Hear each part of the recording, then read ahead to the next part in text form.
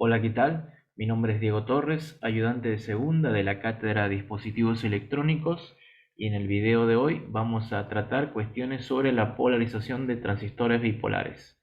Para ello nos vamos a valer del siguiente circuito: una red de polarización por divisor de tensión con resistencia de emisor, muy tratada en la teoría y también en la práctica.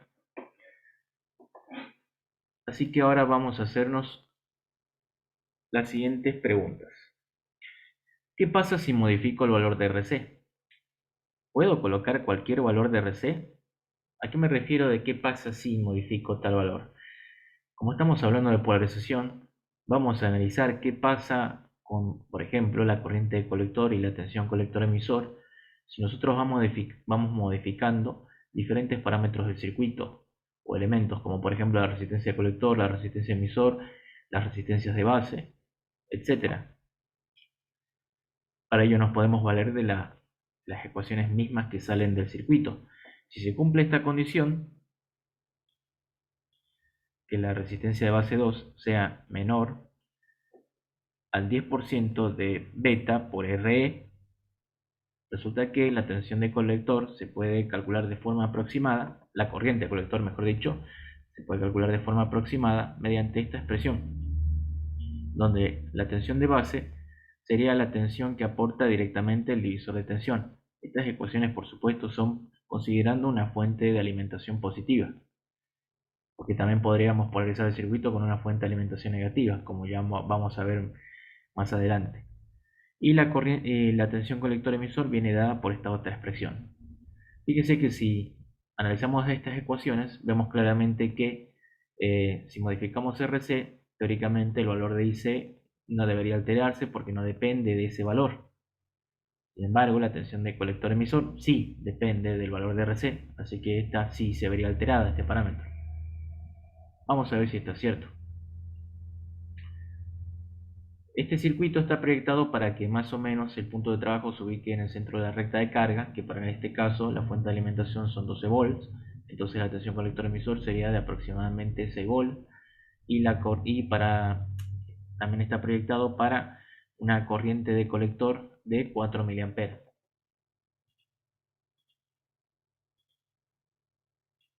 Efectivamente tenemos aproximadamente 4 mA como corriente de colector, por lo tanto en la tensión colector emisor deberíamos tener casi los 6 volts.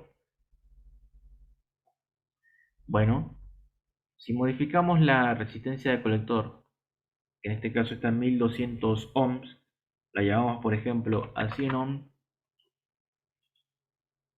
la corriente de colector prácticamente no cambia, lo cual se condice con la teoría de que la corriente de colector no depende del valor de RC.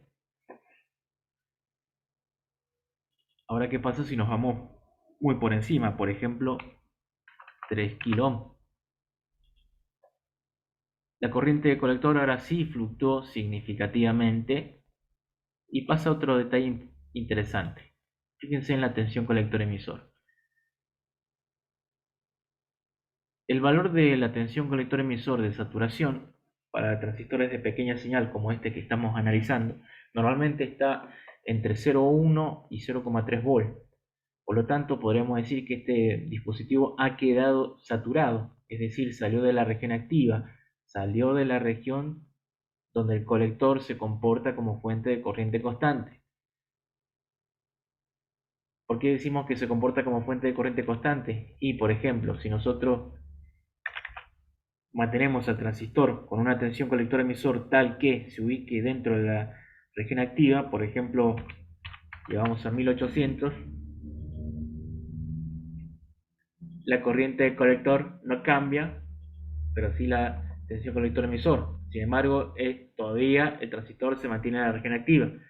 Ahora, si vamos aumentando cada vez más, le vamos dando menos margen al transistor, la corriente se mantiene más o menos constante, pero estamos llevándolo al límite. La corriente se mantiene constante, pero cuando alcanzamos cierto valor, ya eso deja de ser cierto. ¿Por qué? Fíjense, es algo lógico. Fíjense que acá, si tuviese 4 miliamperes por los 3 kilo, prácticamente toda la alimentación se la comió esa resistencia. Y no queda nada para repartir en el transistor, ni menos para repartir entre esta resistencia.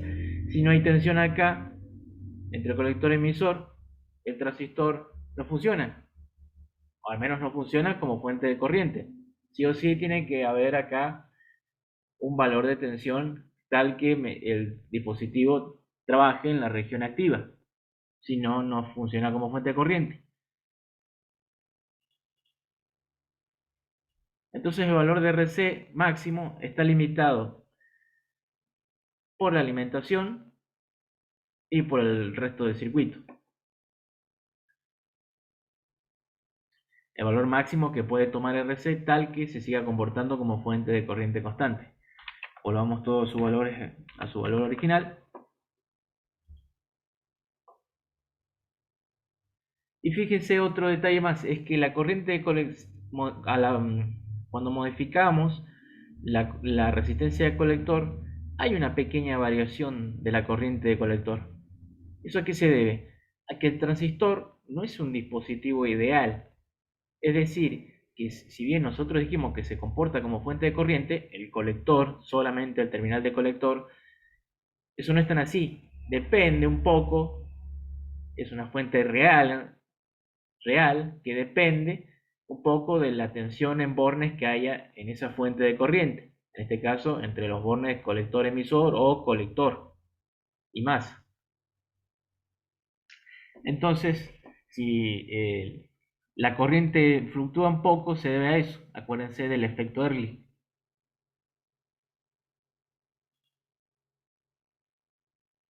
Bueno, vamos al siguiente tópico. ¿Qué pasa si modifico RE? Lógicamente, si lo vemos acá en la ecuación, si tocamos RE, va a cambiar la corriente de colector. Me lo dice la ecuación. Veamos si eso es cierto. Por ejemplo, colocamos 200 ohm y la corriente efectivamente cambia.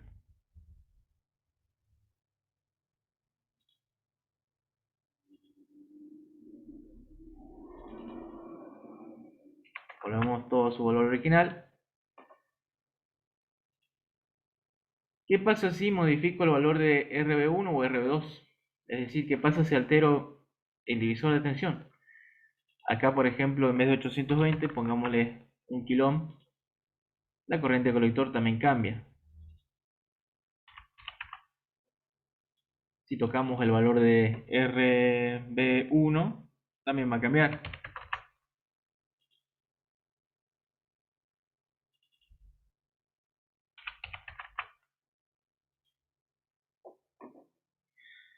¿Eso por qué? Y porque tanto RB1 y RB2 forman parte del circuito de control de la malla de entrada. Si tocamos algo de la malla de entrada, la corriente de colector cambia. Y ustedes me dirán, pero si RE también forma parte de la malla de salida. Y ahí está el detalle. Por RE forma parte tanto de la malla de entrada como de la malla de salida.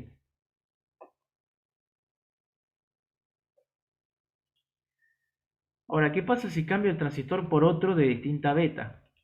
En este caso, este transistor tiene más o menos un beta de 200.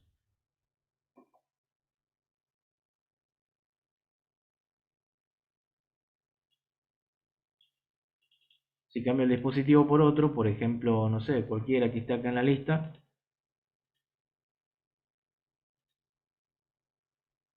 la corriente casi que no cambió. ¿Esto a qué se debe? A que esta red, si está bien proyectada, es prácticamente independiente de la beta. ¿Cuándo sucede eso? Cuando se cumple esta condición. Y acá, esta condición, para hacerla más estricta todavía, se puede adoptar un factor de 10% o 1%, y eso va a depender también de otras consideraciones que se van a tratar en otra materia, por ejemplo, electrónica aplicada 1. Y acá este beta normalmente no es el beta típico ni el beta que medimos del transistor, sino que es el beta mínimo que figura como dato en el manual que da el fabricante. ¿Por qué? Porque si el beta es mínimo sería la peor condición y si esto se cumple en la peor condición, lógicamente para betas mayores la condición se cumple con más razón y la red se independiza más. Entonces esto se evalúa siempre para la peor condición. A pesar de que, por ejemplo, nuestro transistor tenga un beta de 300, si el manual dice que tiene un beta mínimo de 100, que puede tener un beta mínimo de 100, lo evaluamos para 100 y calculamos R2 en función de eso. Esto es hablando, por supuesto, en términos de diseño. Si el circuito ya está diseñado, lógicamente nos valemos por lo que nos dice el circuito.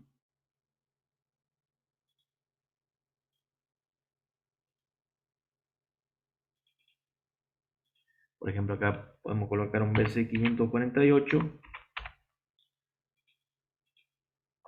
y la corriente prácticamente no cambia, porque la red en esencia es independiente de la beta del transistor. Volvamos todo su valor original. Nos habíamos puesto el BC548.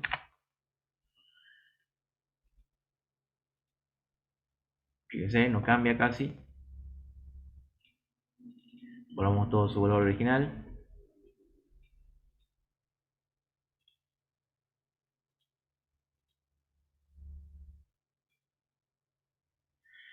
Otro detalle más es que esta condición es una forma de ver la estabilidad, analizarla, y también la independencia de la red frente a los cambios en beta. Eso también tiene que ver con la estabilidad del punto Q, porque si la red dependiera del beta, sería una red inestable. Otra forma de ver que se cumpla esto o de que se cumpla la estabilidad o independencia de la beta es analizar que si la corriente que pasa por el divisor de tensión, en particular por la resistencia de base 2, es mucho mayor que la corriente de base. Si nosotros hacemos un par de cuentas, vamos a ver que según este beta, para una corriente de 4 mA, acá en este caso, la corriente de base sería más o menos 20 microamperes.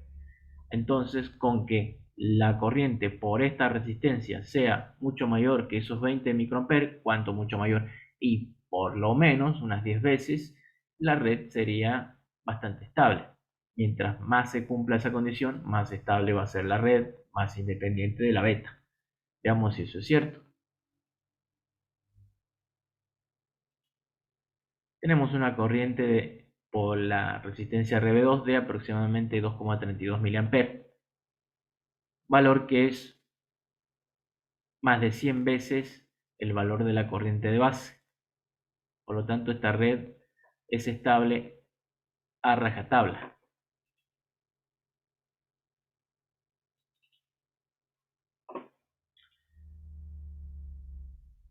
Ahora, ¿cómo haría para polarizar el transistor, este transistor con el que estamos trabajando, si dispongo solamente de una fuente negativa? Una fuente negativa sería básicamente una fuente tal que el terminal de referencia está invertido respecto de la fuente que consideramos positiva. Por ejemplo, acá la referencia está puesta en el terminal positivo de la fuente y la alimentación la extraigo del terminal negativo. ¿Cómo haría si yo tengo este tipo de fuente, cómo haría para polarizar a este mismo circuito, a este transistor y mantener el mismo punto de trabajo? Fácil, lo único que tengo que hacer es ubicar, conectar esta fuente de tal modo que se mantenga el mismo sentido y tensiones y polaridad de tensiones que tenía originalmente. Para ello, lógicamente la corriente de emisor tiene que salir, entonces tengo que conectar esta fuente de tal modo que haga que la corriente salga y que la corriente entre en el colector. ¿Cómo hago eso? Lo único que tengo que hacer es invertir la conexión. Por ejemplo, si acá tengo más 12 volt, en lugar de tener más 12 volt tendría que poner la masa, y acá en vez de tener la masa tendría que poner menos 12 volt. Eso lo vamos a hacer ahora.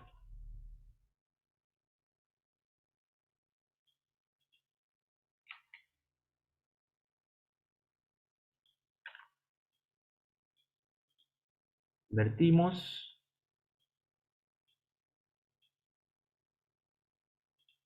Cambiamos el valor del jumper. Ahora tenemos menos BEE, que serían los menos 12 volt. Y fíjense que el circuito responde de la misma manera. Y no tuvimos que recalcular ninguna resistencia ni nada. Quedó exactamente igual.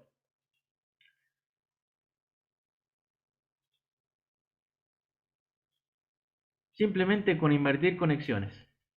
Y lógicamente pensando en mantener el mismo sentido de corriente y tensiones en el transistor. Si no tengo un transistor NPN, pero tengo su equivalente PNP, ¿cómo hago para polarizar ese transistor en el punto de reposo que tenía el NPN? O sea, supongamos que tenemos un circuito y que el transistor por algún motivo se averió y hay que reemplazarlo por otro. Y no disponemos de ese reemplazo de uno que sea igual, sino que encontramos de casualidad uno equivalente que tiene el mismo beta y otras características similares, pero que es PNP. ¿Cómo hacemos para polarizar ese dispositivo? Con la misma fuente, por ejemplo, si antes acá al principio teníamos este circuito,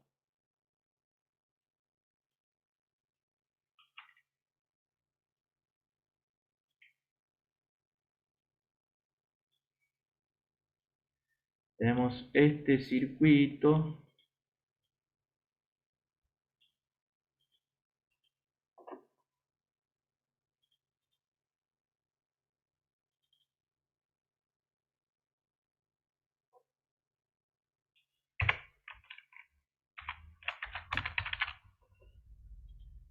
más VCC.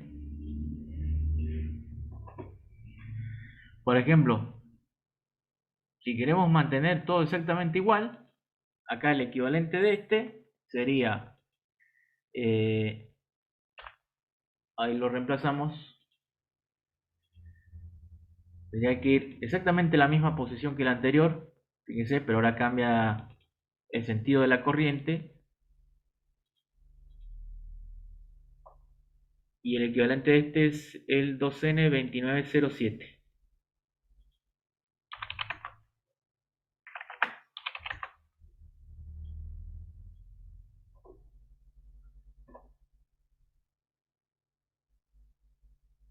Ahora en este caso lo que tengo que hacer es empujar la corriente hacia el emisor y sacarla. Es decir, acá yo tendría que poner una fuente tal que tironee la corriente hacia arriba. ¿Cómo logro eso? Con esta fuente que está acá, la fuente negativa, que me dé menos 12 volt. Entonces acá puedo colocar la fuente negativa que tengo armada ahí y debería tener el mismo punto de trabajo. Lógicamente ahora la tensión colector emisor para este PNP va a ser negativa, porque es lo contrario al NPN. Fíjense, tengo prácticamente la misma corriente. La corriente queda con un signo negativo porque no invertí los terminales del amperímetro. Ahora la corriente circula hacia arriba, por eso queda negativa la corriente. Pero eso no quiere decir que esté mal. La tensión colector-emisor está prácticamente en la mitad de la fuente de alimentación. Y fíjense que sin alterar nada, ninguna de las resistencias, solamente conectando correctamente una fuente de polarización, puedo polarizar mi circuito con un transistor NPN.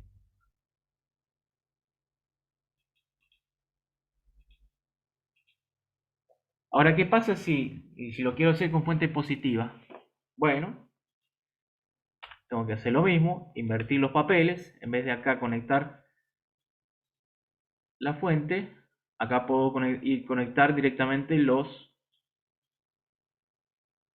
12 volt.